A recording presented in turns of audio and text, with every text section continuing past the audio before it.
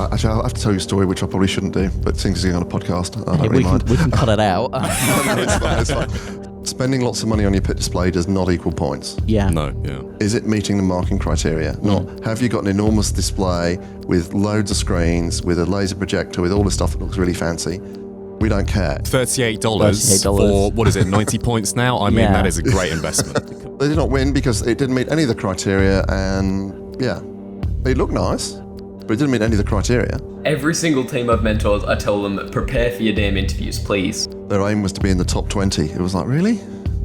If a team doesn't say that their aim is to be world champions, that's points gone. Some of the competitors have named me the Dream Crusher.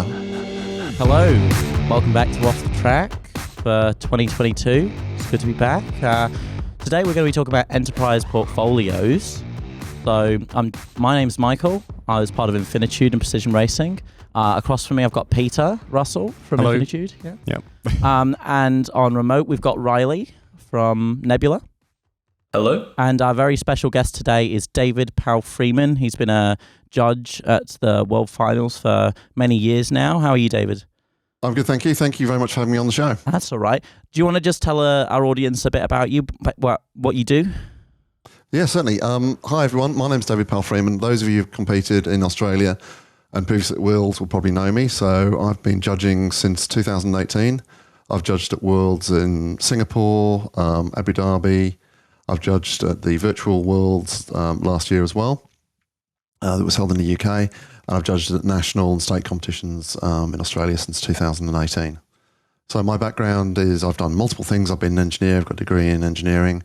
I'm a lawyer. I've got a master's in law. I currently work in marketing and consulting. So also been on the board of the Project Management Institute here in Australia, the Melbourne chapter. Very familiar with the project management methodology, especially PMI, we're here sort of now, which is where we're F1 in Schools project management's focusing on. Absolutely. It's great to have you on. So David, I suppose let's start out with what do you think one of the most important things is for a team to succeed in the enterprise portfolios? Off the track, we always say read the scorecard. Would you think that's a good place to start? I think that is the absolutely the place to start. The number of times I've heard teams say, they've done something, said, why did you do this? Said, we've done it to impress the judges. And I've said, is it on the scorecard? They got, no, and they then gone to explain all this huge amount of work they've done that is has no relation to the scorecard whatsoever. And we unfortunately have to say to them, well, that's really nice, but we can't give you any points for it. And the other thing I'd say is that the teams that win, so I think about, when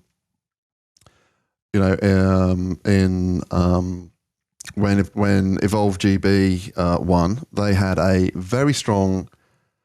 They didn't come top in anything really. I think their pit display was top. They certainly didn't have the fastest car, but they were very strong in everything.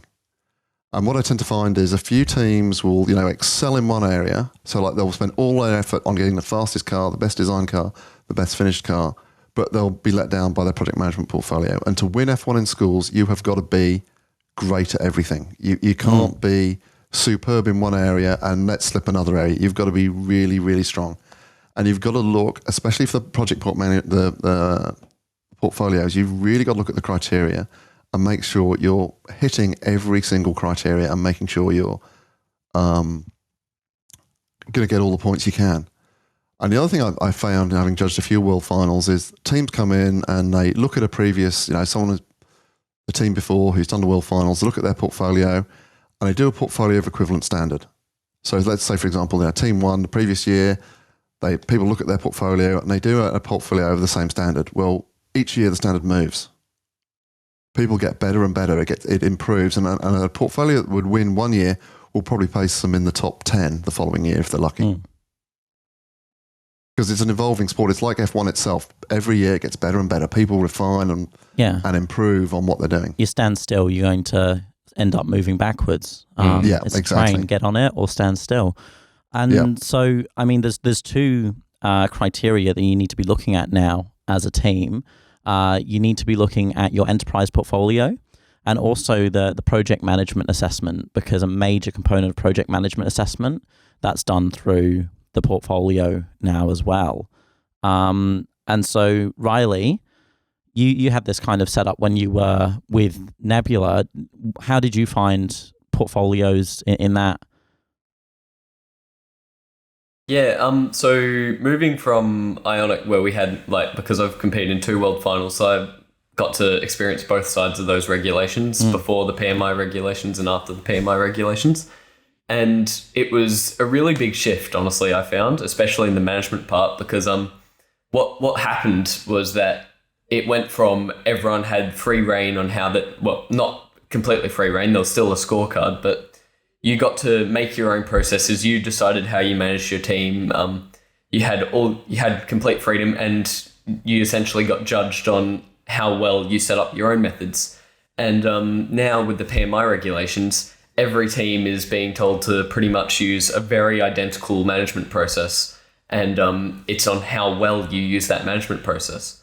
So it was a really big shift, because the way I managed my team beforehand was different, and in order to actually score well in the portfolio, obviously you have to be doing these things. You can't just say you did it in the portfolio and you'll get the points. You have to have evidence of doing it and all that. So having to shift the way you manage your team is really big. So, like, my advice to any teams would be, make sure you are doing these processes that the PMI described, because they're very good. It might not be how you did it in the past, but it's a way that your team can have a consistent management process that will score you a lot of points. And yeah, I just, Riley, I mean, that's a really great point, because we can tell as judges the people who've written their portfolio and their methodologies after they've done it. And I've kind of thought, oh yeah, right, now we do the enterprise portfolio. Let's make up what processes and methodologies we use to try and please the judges. It's very, very transparent when that hasn't happened. And do you think, David, that that teams handled that transition well last year, or was there some teething issues? There was definitely some teething issues. I mean, one of the things that I think teams really should look at, and I'm going to pull over, hopefully people can see this, is there is the wonderful book, which is a thrilling read, which is called the Guide to Project Management Body of Knowledge, the PMBOK Guide. And this is what PMI use as their standard for project management. So if you want to understand what the definition of scope is, or definition of stakeholder engagement, that is a book you should refer to. And that's obviously in addition to the F1 in Schools provided project management guide. Do you think that's enough just for a team to get by at a world level, or no? You've really, and one of the things I've found with, we had some teams at Worlds in Abu Dhabi who had some brilliant project management methodology. So they'd clearly explained stakeholder management, scope management. They'd gone into some great detail, but they had not applied it. So they understood the theory perfectly. Like, if I was marking them on a thesis for project management, they'd have got a perfect score, but they hadn't actually applied it to their own project in enough detail. So that's the balance, is showing you understand all these different elements like scope, project schedule, all those things, and showing how you're applying it, how you applied it to your project. And to Riley's point, it's showing how you've applied it throughout the project. So, for example, risk management. You'll have a risk management plan at the start of the project, and that risk management plan will evolve as the project progresses, and some of those risks will be mitigated as you actually get to the World Finals. So you need to talk about how risk changes throughout your project. And that's a great example, because people have to do a risk matrix and say, these are the risks, this is the likelihood, this is the impact, and leave it at that. But you really need to look at it kind of, well, what happens over time? Because I know in our development of the car, things changed. What risks were identified at the start did not match up with what we experienced at the end. I mean, with Infinitude, Peter, the development of the LERS, that was a risky process that evolved over the course, was it not? Absolutely. I mean, I can't really speak too much to what the engineering team did, given that they were in Adelaide and we were in Melbourne. But yes, of course, risk management, you've got to really try and build that into your competition elements. And I think over the past 2 years, obviously a great example for use to risk management is the pandemic, obviously. Do you think that's correct, David? Have teams, can they use the pandemic in their risk management? Yeah, I mean, it was one of those sort of things, especially year before last, that people weren't expecting. I mean, I remember when I was, I had a project that was going to start year before last, and I thought, this is going to be in China and Singapore, it'll be fine. And then, of course, it obviously wasn't. So yeah, you really need to think about in your risk management plan how you're going to cover, and there'll be some things you haven't thought of, but really go through what your plan and what your mitigation is, and talk about it from a historical point of view as well. So we had this risk, this is our mitigation, this is how we managed it, and this is the status of it. Because a lot of the risks and show those risks over time, I think is a key thing. The other thing I think is probably really key to think about is how like budgeting and things like that, how that's changed over time. And I often find very few teams get the budget and resource management right. So they don't look at, what we needed, what the income was, what the expenditure was, and a breakdown of that, and what the variation was. So have a plan. So initially we thought we would need this much money, and we need to raise this much money.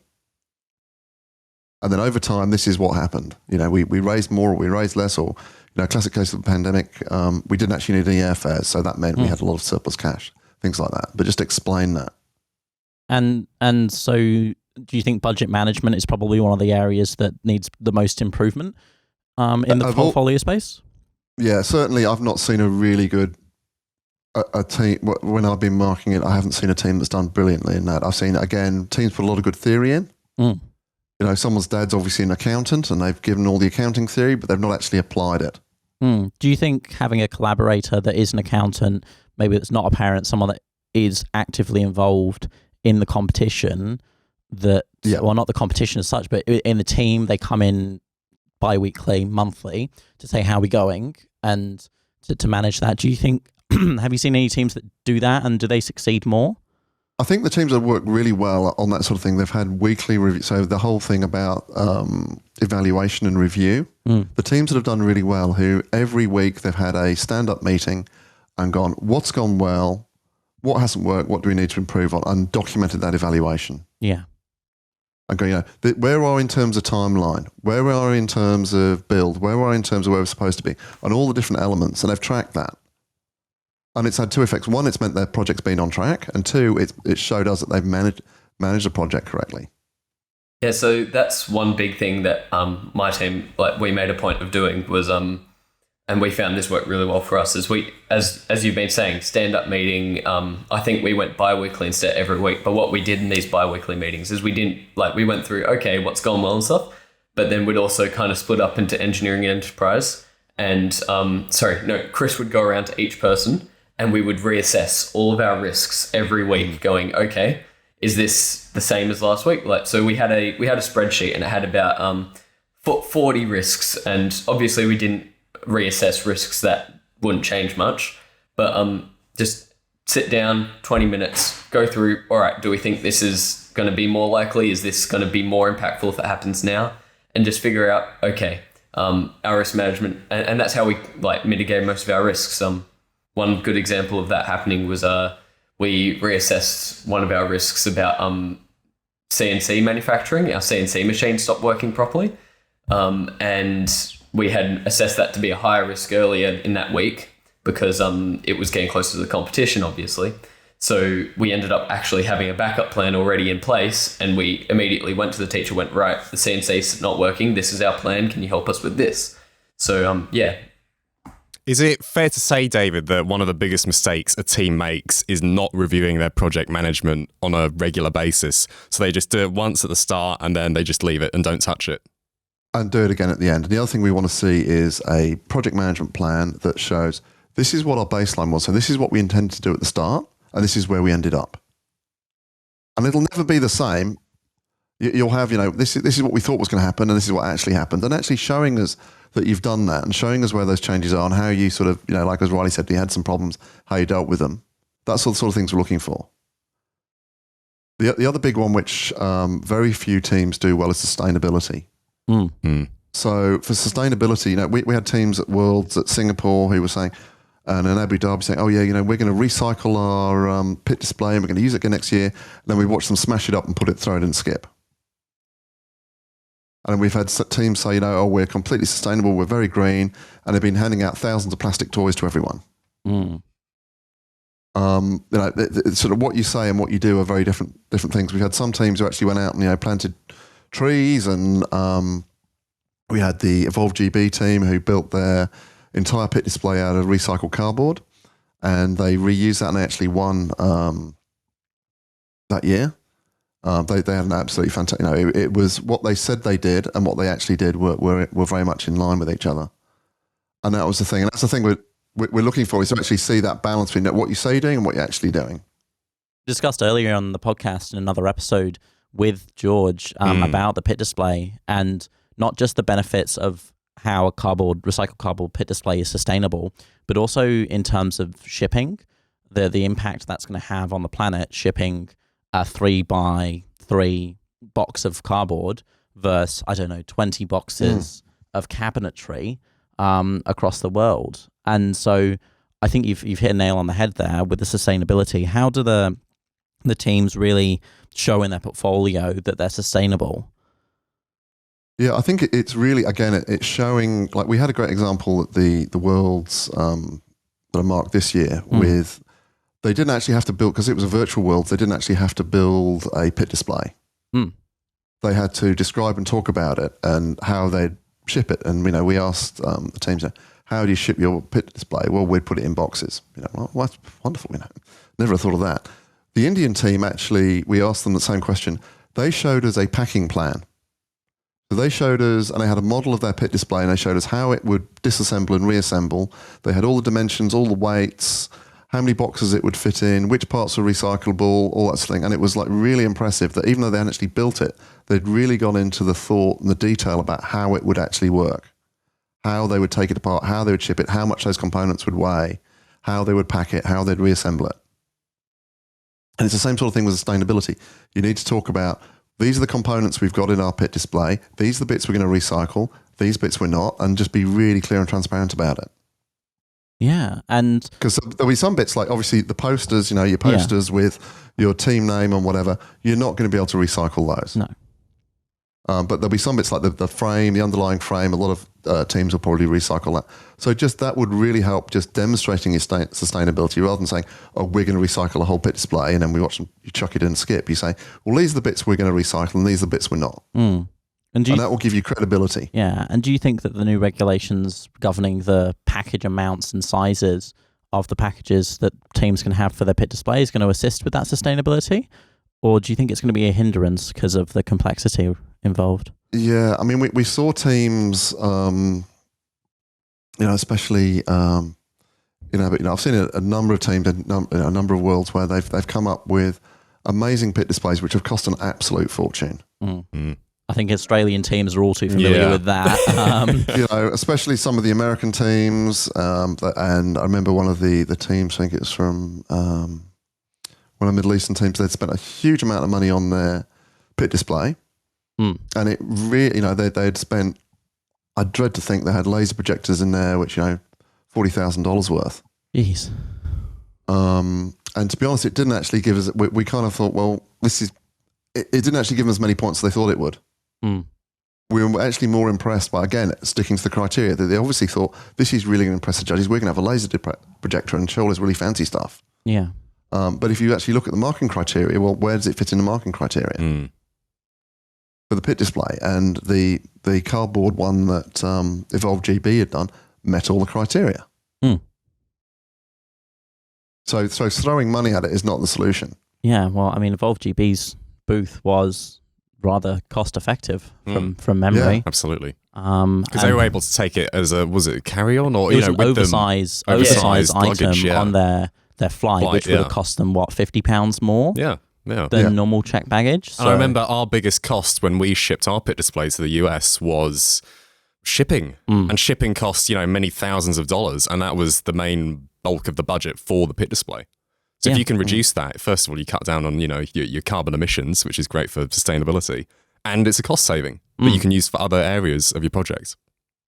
Yeah, I mean, I remember one of the American teams had this huge container a huge crate they'd built to put their display in. Jeez. Yeah, I've found that over the last few years, it's been a lot more common for teams to be bringing it on like flights with them for some of the smaller booths, because realistically, a lot of the freight dimensions limitations that you'll get anyway, you can actually bring on airplanes now. So, for example, for Ionic, when we had to take it to Abu Dhabi, like we had two fairly big boxes, but that was mainly because we had like tabletops as single pieces and stuff. So it was like long and flat. And planes nowadays just have the 3 dimensions of the box have to add up to something less than this. So since it was so flat, like it was easy to just bring on the plane with us, even though it was a massive, massive box. But yeah, while we're on the sustainability topic, sorry, I had a quick point I wanted to bring up. So for our team, what we did was we had at the start, we came up with our sustainability strategy.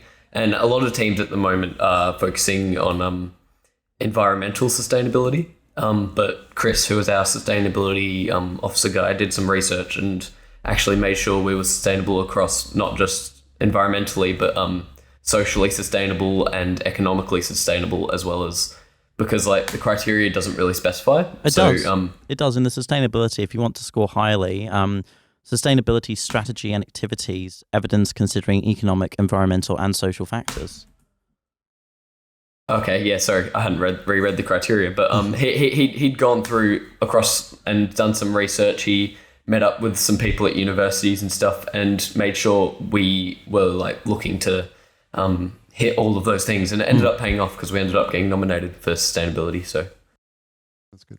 The other thing you just brought up, actually, in terms of document presentation, I've just noticed is one of the things we struggle with as a judge at Worlds is the standard is so high. So we've really, and our job as judges, we've got to pick, which are the best and which are the not best. And you've got sometimes 50 teams there, and they are the best teams in the world from each of their countries. So that the standard is very, very high indeed. So we've got to find a way of differentiating them all. We can't give them all, for document presentations is a great example. High impact, professional throughout, consistent, clear organisation. Well, when you've got 50 documents, how do we decide which one ranks the highest and which one ranks the lowest? The methodology we use basically is, with the portfolios, is we usually divide it up into teams. We look at each of the portfolios, we group them, and for each of the questions, we'll look at it and go, okay, look at the criteria, look at the portfolios, and then assess, which score they are, and then we compare them. And what we end up doing is ranking them all from highest to lowest and saying, is this one, we've given this one 19 points and we've given this an 18 points. Is that fair? Are they the same? Are they better? Are they worse? And that's why judging takes such a long time. But for that things like presentation, we're really looking for, what's the difference? So for document presentation, for easy to understand, easy to follow, well, have they got a table of contents? Does that table of contents actually list all the judging criteria? And does it show in the document for, judging criteria, whatever it is, where that is in the document? That makes life a lot easier for us as judges and will help with that document presentation. And if a team hasn't gone to that effort, then they're going to score slightly lower. And that's one of the notes we've got here, is that your portfolio should really be organised along the lines of the marking criteria.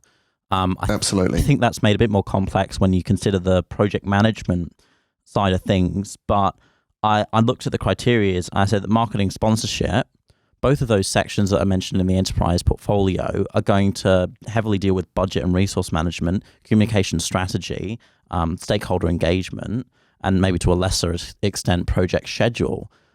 So do you think you prefer subheadings to be related to the project management side of things and us to have portfolios organized along the enterprise side of the criteria? It makes our job a lot easier for us as judges if they're in a consistent way and they're consistently marked. I mean, some things like, when we're looking at evaluation, overall evaluation, which I'm not sure how that's done now, but a good example, like monitoring and controlling processes, we'd want to see evidence of that throughout the document. Yeah.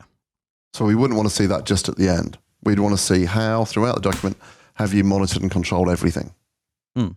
And we'll be looking for that throughout it. Yeah, we found a good way to do that was having an evaluation at the end of every page. Like a lot of people just put one at the end of the folio, put an evaluation on every page about like that, what's on that page, and say how, like, use that monitoring and controlling scorecard, and apply it to that content. And yeah. Yeah, absolutely. And we really like that. I made it really easy for us to see what have they done in evaluation. But again, the other thing I have to say with evaluation is make sure that you're saying we did this. This is what we've learned from it.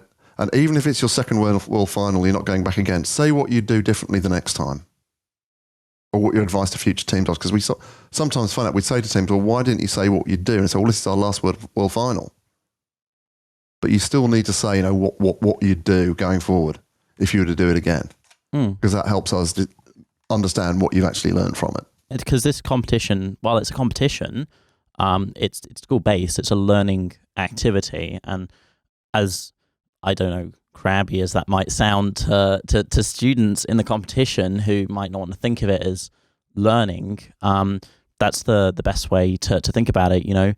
I learned so much more from F1 in schools than any of the other subjects I did at that level of high school. And if you can show that you've learned things and you know what you do different next time, that's the whole point of learning. Yeah. Absolutely. And also, you're going to be helping. If you put in your portfolio what you've learned, people from your school who will look at that again and go, oh, that's what they did wrong. Oh, that's what they've learned from. And hopefully they can learn from that. So one of the other things before I forget on the document presentation, we had to get so picky with some of the teams just to find little details that were different. So for example, one of the teams, they'd used different binding on two of their portfolios. So the binding they'd used on their enterprise portfolio and engineering portfolio was different. And there was so little to pick apart, we had to deduct a mark for that. I mean, that is a very... I don't want to say it's nitpicky, but I mean, you kind of have to get to that way. It is nitpicky. It's very petty, but we've got to go, well, how can we differentiate between these two teams and, justify it? Because as you said, at the World Finals, the standard is so high already. It is so hard to differentiate the portfolios. I mean, we spend a lot of the time is just the judges justifying why they think one portfolio is better than another, and it has to be really objective. We have to look at that criteria and go, okay, this is the criteria we're marking against. How do these two portfolios compare against each other? Objectively, which one's better, or are they really the same?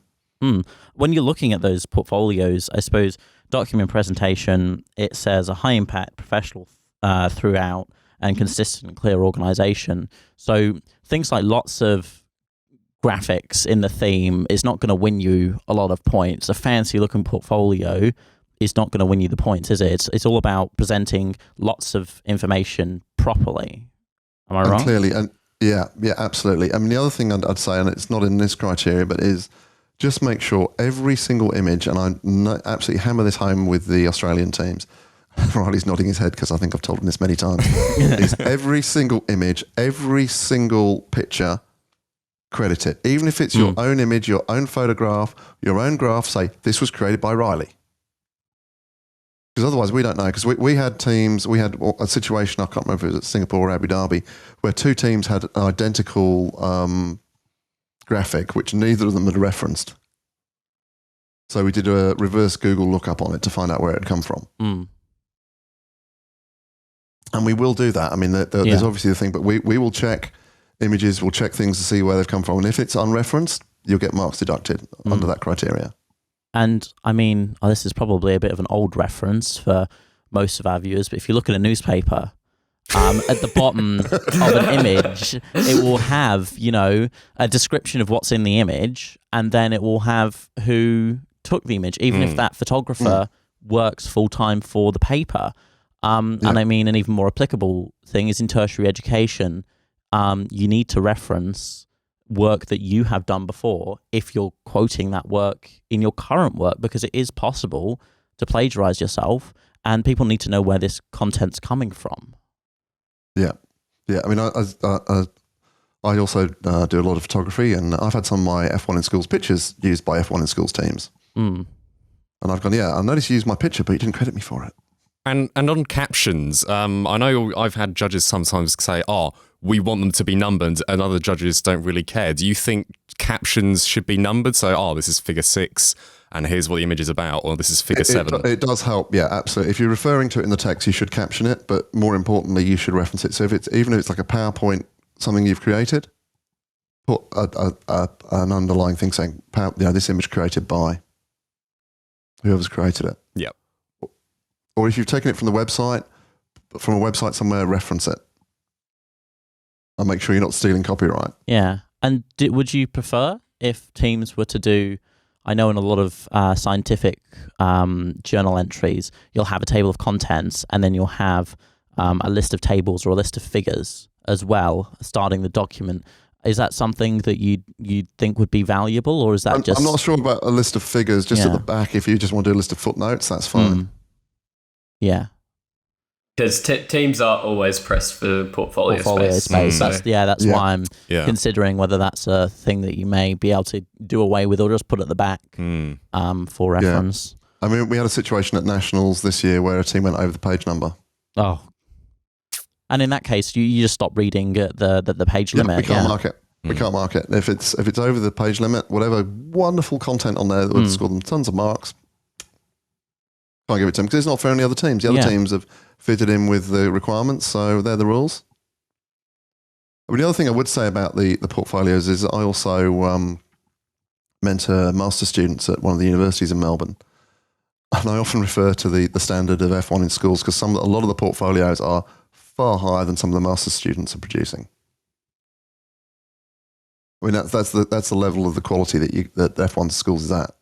I think that's brilliant. I think it's brilliant. And some of the project management stuff, I'm sort of going to them, well, look, I judge a competition for school kids, and they understand project management a lot better than you do. You know, you need to really get an understanding and explain this because as I say, the standard is so high of F1 in schools at the moment, and it's just getting higher and higher.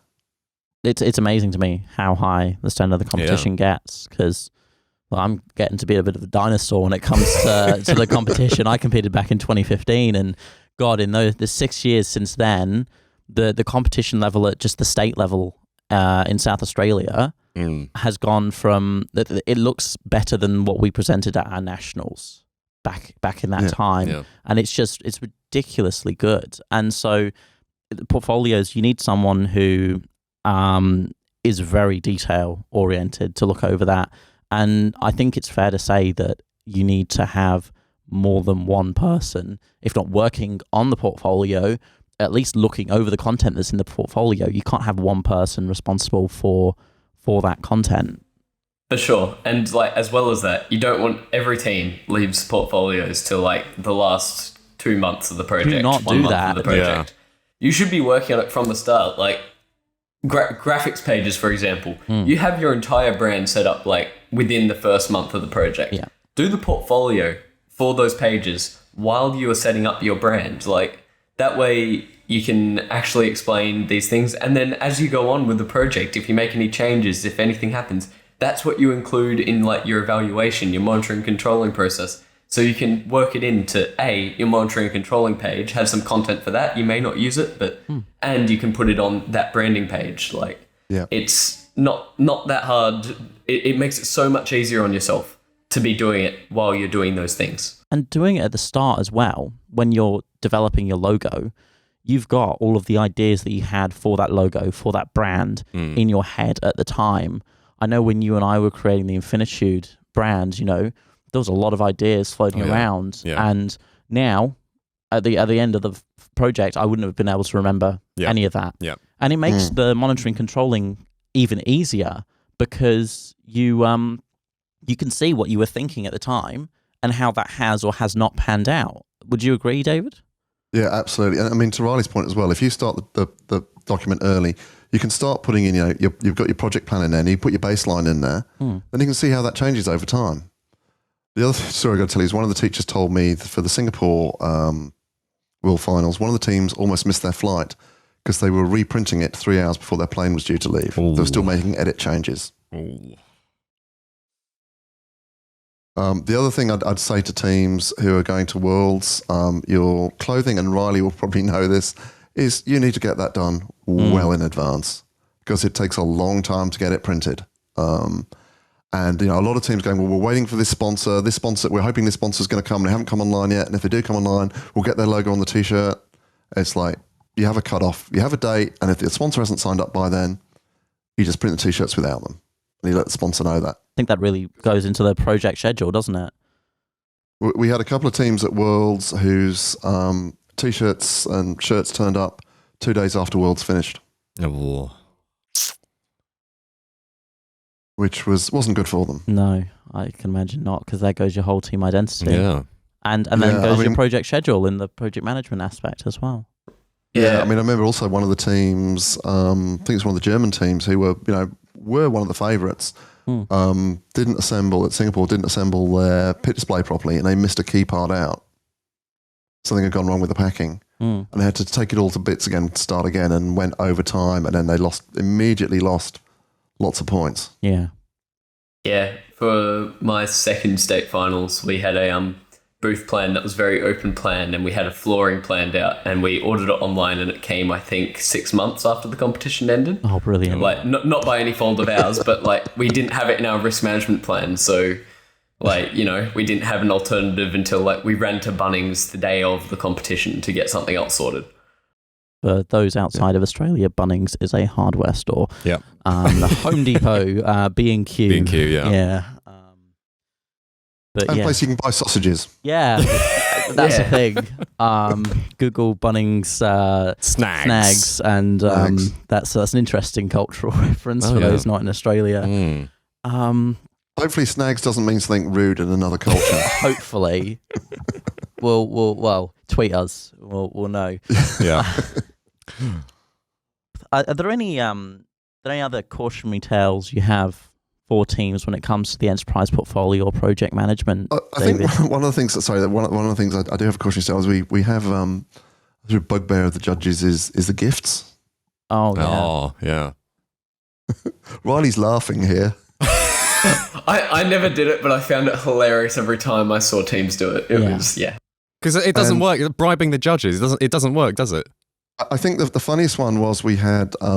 Actually, I'll have to tell you a story, which I probably shouldn't do, but since you're on a podcast, I don't really mind. We can cut it out. It's fine. So we had, with judges, we are told to accept any gifts we get. But if we think they're a little bit over the top, then we need to declare them. You've told me this one. Yeah. so we one of the Singapore teams gave us all these Bluetooth speakers, which we thought was a little bit over the top, so we declared them, and the few of the senior judges were getting a bit worked up. We're getting generous gifts. Anyway, we said, we just jokingly said, we need to remark one of the teams. So it was, it's nothing to do with the gold Rolexes we all just got. No, nothing to do with that at all. And we then had to convince them we didn't actually give us gold Rolexes. We were making a joke about it. But yes, it took a lot of convincing, that one. But yeah, and the other one we've had from teams is they've had all this merchandise, and we go, that's nice. That's for the VIPs. We're like, okay, right. And they wouldn't actually give us any. We didn't ask for it, but they wouldn't give any merchandise to any of the judges because they didn't think they were important enough. Oh, which we as judges were like, okay then. Interesting. Right. Yeah. Interesting. All right. Well, you go with that plan. That's all good. Always give merch to the judges. Yeah. I mean, honestly, might not get you points, but you'll lose points if you don't. Yeah. I mean, I think as a judge. I'd actually like to have a ban on merch because it's bad for sustainability. It's not good on sustainability front. And if a team comes to us and says we don't have any merch because we're being sustainable, I'm like, good. It's not a scoring criteria. That's a good point. And I don't think that you could say, well, your team identity suffers because you don't have merchandise. No, you've made a conscious choice to be more sustainable. Yeah, merch can be worked into marketing, but like other than that, it's like 1 point. And you could say for your marketing or branding or whatever, yeah, we've got these cups which we're selling, or we've got this which we've got from our sponsors.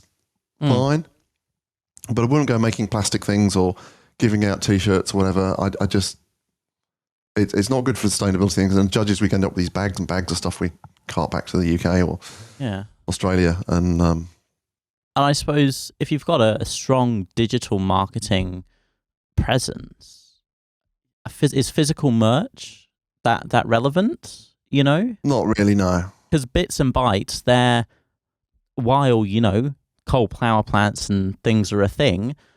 Sustainable energy is becoming more and more a thing. If you live in British Columbia, your electricity is falling water.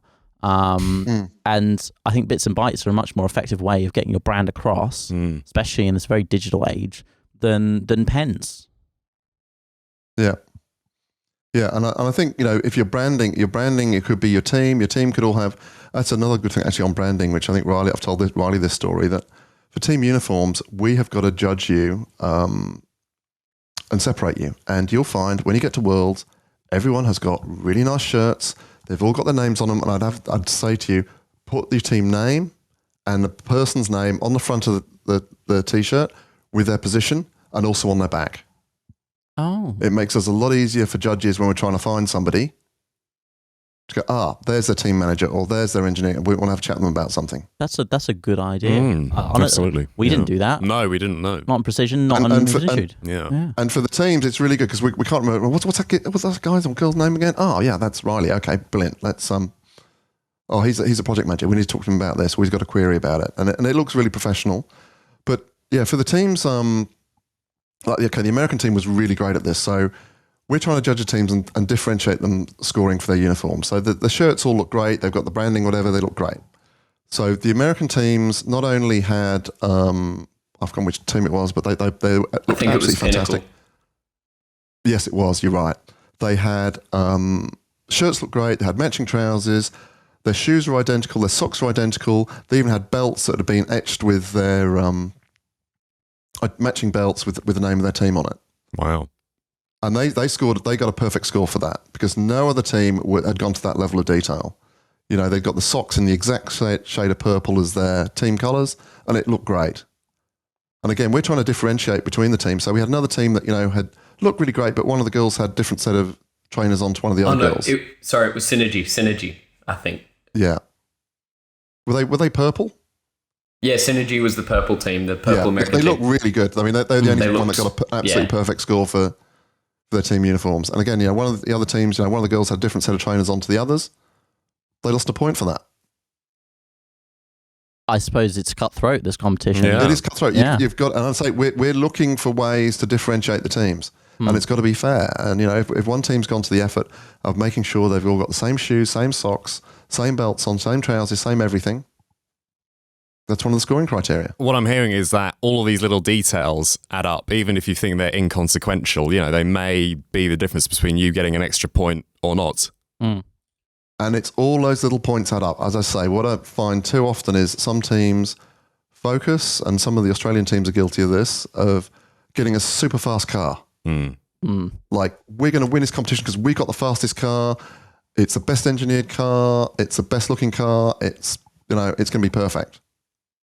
And their portfolios are pretty good, but they're not absolutely up there. And it's every point counts.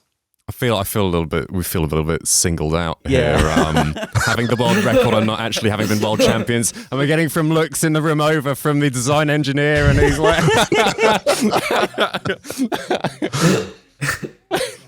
I don't think I was judging when you were competing. No. Yeah. That feels very, very direct. Like, you have the world's fastest car, but you didn't win. Sorry. Some of the competitors have named me the Dream Crusher. They said, you just got to crush our dreams, David. Yeah. Wow. So no, I try to pick fairly which is the best team. You brought up a good point earlier about dream crushing. About the team roles on t-shirts. Now, team roles is something that has always fascinated me because at Brighton there was a pretty at our school there was a pretty defined set of roles that each team carried on from the next. But role titles have become somewhat less descriptive, and there's some very nonchalant titles like innovations manager. Do you think that paying attention to what you call yourselves in the team and making sure those roles are clearly defined is an important part of that project management? Yeah, I mean, we have a scoring criteria, which is roles and responsibilities. Team member strengths, identify structured team, define job functions. So we're going to ask you, if you say you're the innovations manager, what do you do? Describe what the innovations manager does and how you interact with the other team members. Do you think you're going to get more points if it's immediately clear what you do?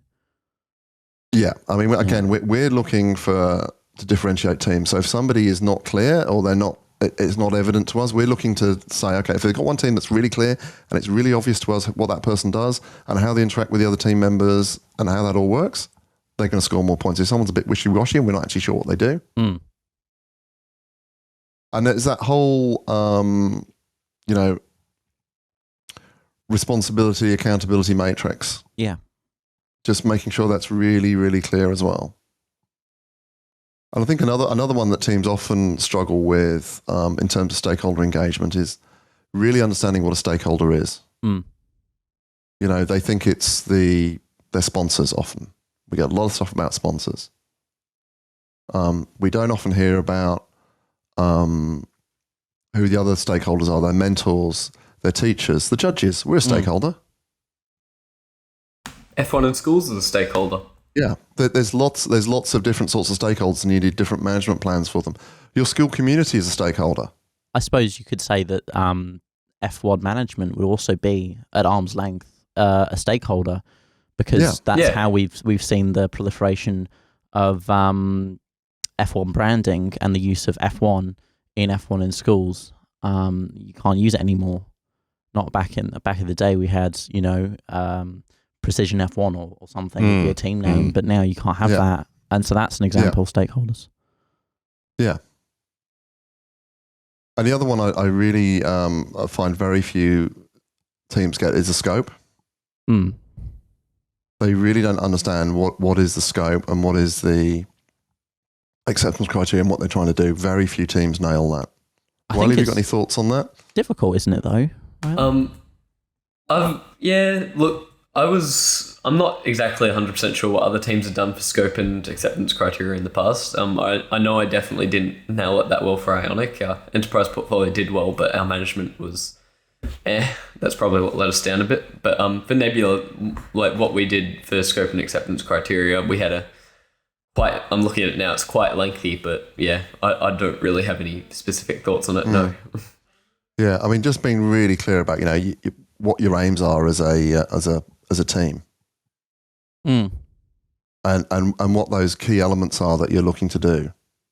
Oh, and something you've taught me here. If a team doesn't say that their aim is to be world champions, that's points gone.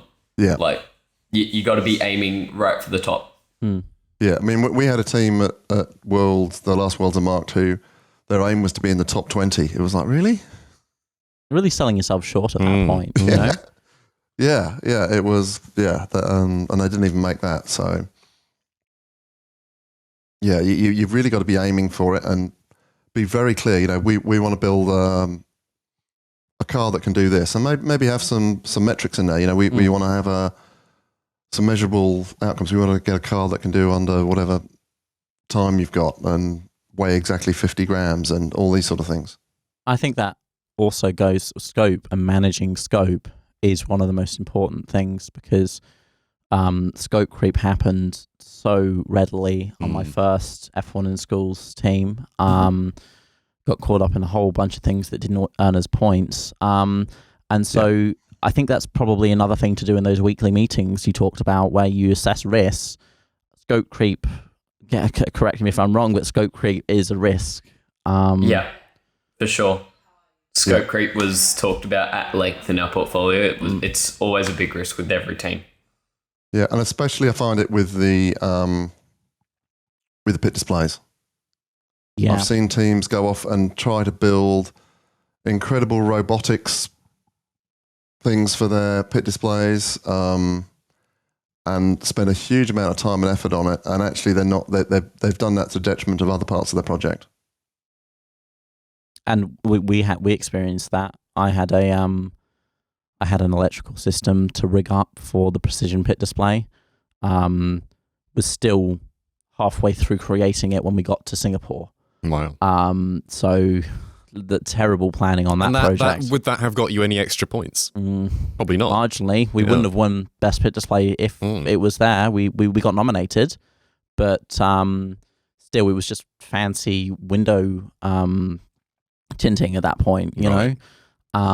And to anyone who's looking at doing like electronic projects, and you're, a hobbyist, double the time you think it's going to take and then probably add a bit more onto that. I think that goes for quite a few different things as well. Yeah, but there's so many things that can go wrong when you're a hobbyist electronics person. Yeah, from experience. Yeah, and apply it to everything. And that goes back to project schedule, to project management. Pit displays, they are a time sink. They're not worth that many points. No. Yeah, and some of the graphics, I mean, Hydron, I don't know if you've seen the video they did for the last Nationals, or they produced an absolutely mind-blowing video. Like I showed it some professionals in the industry, and they thought it had been done by a professional ad agency. Wow. Yeah. It's just incredibly good. But they had someone else who helped them with that. But, it'd be very easy to spend a lot of time on doing things like that, which won't actually give you, I mean, it's a great thing for Hydron's done, and they've done very well. But yeah, I think other teams sort of looking at that go, we need to spend hours and hours producing this. You don't. For all these virtual competitions, and even physical ones, the portfolio is not the only thing that gets you the points. You got to be prepared for the interviews as well. Like, the last thing I'll add is these interviews, no one prepares for them, yet they're the only contact the judges have with you. Like, sure, they read your portfolios, but the time you really get a chance to make an impression and score more points is in that interview. So if you have something prepared for that interview, if you have documents, if you have everything ready, if you have an idea of what you want to guide them through, 2019 Nationals, I think, my team went into the pit display interview with a literal for our booth. We went, okay, we've got a quick little essentially presentation for you if you'd like to see it. And just for the first 4 or 5 minutes of the interview, we just went through the scorecard, went, okay, this is how the booth hits this. If you would like to look up here, this does this, and all that kind of thing. And we ended up scoring 25 out of 25 for that booth. That interview was so critical to scoring well in that booth. I remember Riley at Nationals, it would have been 2020 now, which is, 2 years ago now. To think about that. I remember you were holding, like a binder of notes that you'd prepared for your interviews, which was, you really had prepared for your interviews quite well. Yeah. Is that something you'd recommend teams to do, try and... 100%. Yeah. Every single team I've mentored, I tell them, prepare for your damn interviews, please. Yeah, couldn't agree more, Riley. I mean, it was really... we had a chat about this before, preparation for the interviews, and just the handovers and how you interact with each other makes a big difference. And you need to rehearse that as a team. The other thing that to be aware of is cultural differences. So, when we're talking to, I'm Riley smiling because he knows what I'm about to say. So, with the Australian teams, they kind of say, just, g'day, how's it going? And we were like, yeah, that's great. We had some people from other cultures, and they were like, what? They were kind of a bit taken back because the other teams introduced themselves and they go, good afternoon, sir, how are you? And they were very formal and very, very polite. Which we as Aussies, we were like, what are they doing? But that's just culturally how they interacted. Do you think you should err on the side of caution, especially err on the if you're side from of caution? Australia? Yeah. And so you don't work, yeah, nah, g'day, mate, that kind of thing. And the cultural equivalents in other cultures, I suppose, sirs, ma'ams.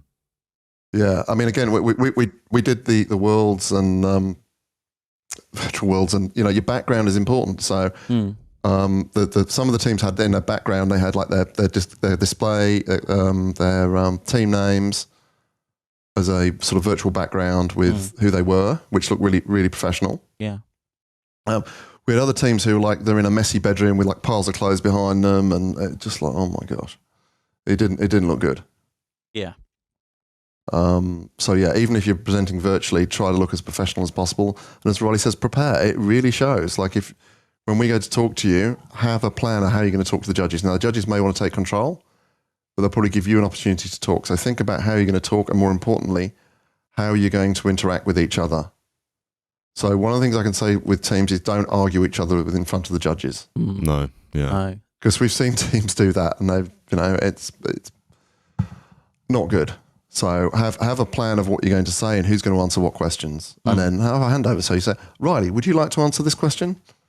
Yeah, and another thing that I was going to mention before with the uniforms was the judges will quite often try and peer in at your uniform to see what role you are, to see what question they should direct at you. But But if they can't see that, and this has happened to me in the past, like they'll just direct a question at anyone. And if it's not your field, don't try and answer it. Like you can say, this isn't my question to like, obviously in a polite way. I wasn't actually in charge of that. This person was in charge of that. Because I've had it happen in the past where my team, like the graphics designer was asked a question about the car and they were just like, yes. Like it was, you got to make sure that you're confident enough to pass questions on to the people who should be answering them if you're asked a question that you don't know the answer to. Yeah. And that's a really good point, Riley. And also the other thing I'd add to that is make sure all members of your team speak. Yeah. So when you're talking to the judges, make sure you've got everyone talking, saying, this is what I did, this is what I did. And so we as judges understand, because sometimes we had people in the team say, like there was two people who didn't say a word. What did they do? And the other one I'd say is that if you're doing videos, make sure that your videos are as professional as possible. And if you're using stock footage from somewhere else, call it out. Riley's smiling. Why are you smiling, Riley? Yeah, I think you remember.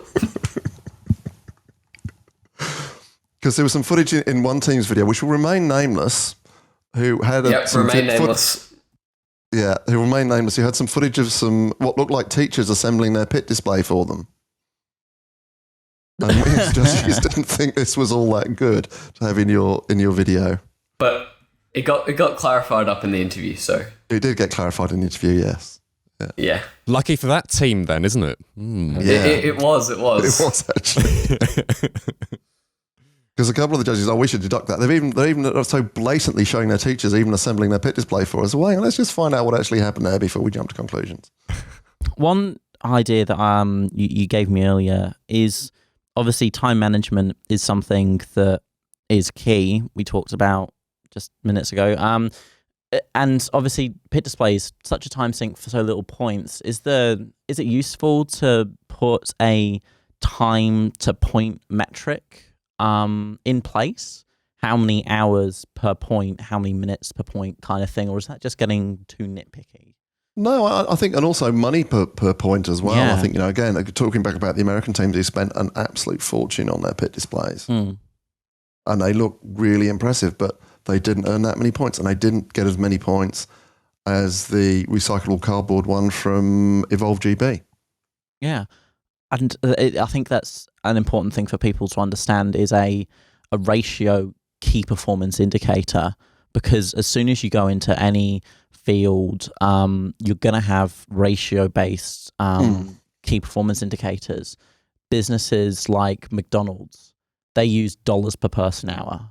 The number of sales they do per hour a person is working. And they'll scale that up to other businesses in the hospital sector, in aged care. You've still got the number of dollars you do per hour.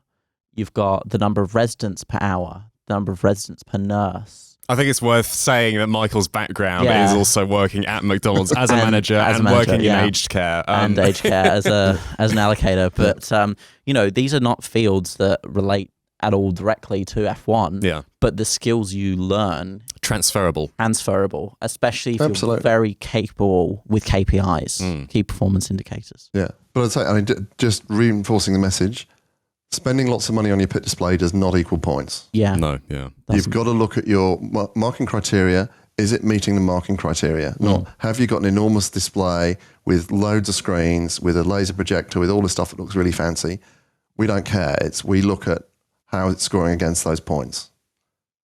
Yeah. And also we think about, there's some other teams that have come from, countries that haven't got as much money and have really struggled to get the funding to come. We do not want a situation where the richest team wins. And we've discussed that in previous episodes, whether pit displays are pay to win. But I think considering that, you could spend $40,000 on a pit display and if it doesn't it doesn't match any of the criteria, you're not going to get anything. And that's the biggest thing. Everything is assessed against the criteria. Read the criteria. We've said that so many times over the past 2 years. I think we'll name the episode this. Read the criteria. Read the criteria, yeah. Well, we had a team at Singapore and we asked them how they went about designing their pit display, and they said, we contacted a firm that made display stands and we outsourced it all to them. And we were like, okay. Right. They did not score many points at all. And I suppose, that's an example of pay to win, but they didn't. They paid, but they did not win. They did not win because it didn't meet any of the criteria, and it looked nice, but it didn't meet any of the criteria. And I think that's the whole underlying thing of portfolios, pit displays. They may look nice, they may be expensive, but in the end, we're working to a criteria, and working to a criteria is another thing that any field you go into, you get, whether it's, teaching. I've got to work to a curriculum as a teacher. In a business that has lots of clients, you're going to have contracts. You need to work to those. And it's a skill that everyone needs to. As an engineer, you've got specifications, you've got standards. It's everywhere. And is there anything else you want to add, David? Any more kernels of wisdom? Probably just reinforce that, especially with the project management assessment, there's two parts to it, fundamentally. There's a theory, and there's applying it to your project. As I said, there was teams in Abu Dhabi who had brilliant theory, but just hadn't applied how it had worked on their project. And time-based as well. So, these are the risks at the start of the project. These are the risks of how they progress through the project. This is what our project plan looked at the start of the project. This was the baseline. This is how it changed over time. This was our risk management strategy. This is how it's evolved over the time. This is what we've learned through the project. Really battle down on those, and especially the scope statement. Make sure you read this thrilling book. What is it called again? We'll put it in the notes. In the show notes, yeah. Can you read that? I don't think so. It's a little bit bit blurry. Okay, cool. It's the PMI Project Management Body of Knowledge. It's called the PMBOK Guide. PMBOK. Management book. Is that very costly, or how much does it? Oh, I'm sure PMI should be able to do a deal for students. Yeah, they should. Okay. Yeah, I think to buy, I could look it up for you. Maybe the schools could buy a copy for the library. Yeah. That is a good resource. Talk to your librarian if you want a copy of this, because they're always looking for useful books. PMI now sponsors the competition, so I'm sure they can. So they should be able to they should be able to get a PDF copy of it. Yeah. And if your school's looking into F1 in schools, talk to your teacher and get them involved with the librarian, and you might be able to work something out, because they're always looking for curriculum-focused books that are useful to students. Okay, $38 on Prime. Yeah, that's a lot cheaper than I expected. Oh, it's usually $197. So I see. Okay. Yeah. But I'm sure, with the PMI sponsorship of the competition now, that should be able to, Yeah, I mean the paperback's $38, and on a scheme of on the scheme of things, is probably quite small. Absolutely. Well, I mean, if some team's looking at spending $10,000 on a pit display, that is $38 for, what is it, 90 points now? I mean, that is a great investment compared to $10,000 for 30 points or whatever it is now. Jeez. All right. Well, I think that has really covered a lot of the questions we had. Thank you very much, Riley, and especially David. Thank you for lending your valuable time to us. We do appreciate it. My pleasure. If you're welcome, happy to come back anytime you want me to. Hoping to judge again at this year's Australian Nationals, and hopefully the Worlds again this year. This year, 2022. I can't believe it. Yeah, I know. Jeez. Amazing. Time flies when you're having really fun. Does. And in a pandemic, yes. Yeah. Locked in your house all day. And Riley, I hope to see you judging. Yeah, I'm planning on getting into it. Okay. Excellent. All right. Well, thank you very much for listening to this episode of Off the Track.